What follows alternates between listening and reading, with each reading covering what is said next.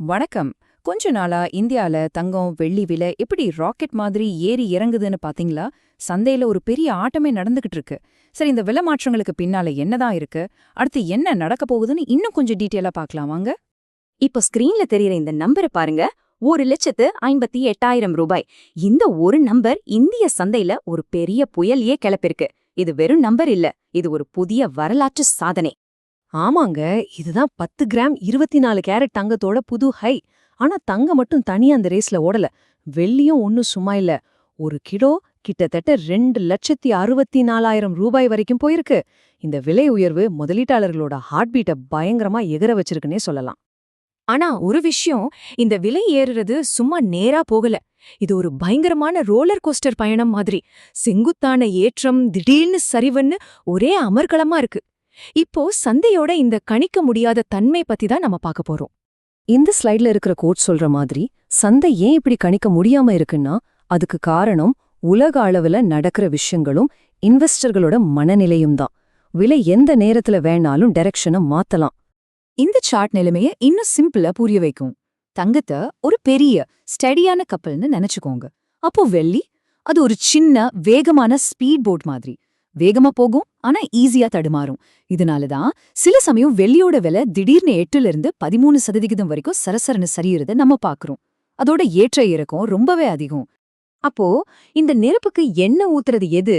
இந்த விலை உயர்வுக்கு சரிவுக்கு உண்மையான காரணம் என்ன? அடுத்து உண்மையில மார்க்கெட்டை ஆட்டுவிக்கிறது எந்த சக்திகள்னு பார்க்கலாம். இங்க 3 முக்கியமான சக்திகள் ஒரு கயிறு இழுக்கிற போட்டியில இருக்கு. ஒன்னு, மார்க்கெட்ல ஒரு மாதிரி நிலையற்ற தன்மை வரும்போது மக்கள் தங்கம், வெள்ளிய ஒரு பாதுகாப்பான புகலிடம்னு நினைச்சு வாங்க ஆரம்பிக்கிறாங்க. ரெண்டாவது, விலை ரொம்ப ஏறிடுச்சுன்னு தோணும்போது இன்வெஸ்டர்ஸ் லாபத்தை எடுக்க விற்க ஆரம்பிப்பாங்க.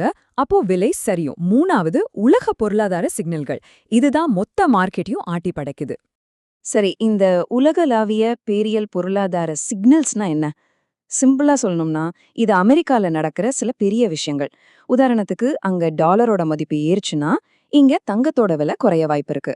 அவங்க வட்டி விகிதத்தை மாத்தினா அது நம்ம தங்க முதலீட்டை பாதிக்கும். பணவீக்கம், பங்குச்சந்தை சரிவுன்னு நியூஸ் வரும்போதெல்லாம் மக்கள் பாதுகாப்புக்காக தங்கத்தை நோக்கி ஓடுவாங்க. இப்படி எங்கேயோ நடக்கிற ஒரு விஷயம் நம்ம கையில இருக்கிற தங்கத்தோட மதிப்பை நொடிப்பொழுதில் மாத்துற அளவுக்கு பவர்ஃபுல். இப்போ எல்லாருக்கும் மனசுல இருக்கிற கேள்வி இதுதான். இந்த உலோகங்களோட பயணம் அடுத்து எங்கே? இது ஒரு பெரிய ஏற்றத்துக்கான ஆரம்பமா, இல்ல ஒரு பெரிய சரிவுக்கான எச்சரிக்கையா? சந்தை ஒரு முக்கியமான கட்டத்துல நிக்குது. இந்த ஸ்லைடு தான் மொத்த கதைக்கும் சென்டர் பாயிண்ட். ஒரு பக்கம் பார்த்தா போர் மாதிரியான உலக அரசியல் பதற்றங்கள் மக்களை தங்கத்தை வாங்க வைக்குது. அது மட்டும் இல்லாம சோலார் பேனல், எலக்ட்ரிக் கார்னு வெள்ளிக்கு இண்டஸ்ட்ரியல் தேவையும் ராக்கெட் வேகத்துல ஏறுது. இதெல்லாம் விலைய மேல தள்ளுது. ஆனா இன்னொரு பக்கம் விலை ஏறினதும் போதும் லாபம்னு நினைச்சு விக்கிறவங்க, ஸ்ட்ராங் ஆகிற அமெரிக்கன் டாலர், வட்டி விகிதம் ஏறிடுமோன்ற பயம், இதெல்லாம் விலைய கீழே இழுக்க பாக்குது. இதுதான் அந்த உண்மையான டக் ஆஃப் வார். இவ்ளோ விஷயங்களை பார்த்துட்டோம். அப்போ இந்த சந்தைய பார்த்துக்கிட்டு இருக்கிற ஒருத்தருக்கு இதெல்லாம் என்ன சொல்ல வருது? இந்த தகவல்களை வச்சு நாம் என்ன முடிவெடுக்கலாம்? உங்களுக்கான சில முக்கியமான குறிப்புகளை இப்போ பார்க்கலாம்.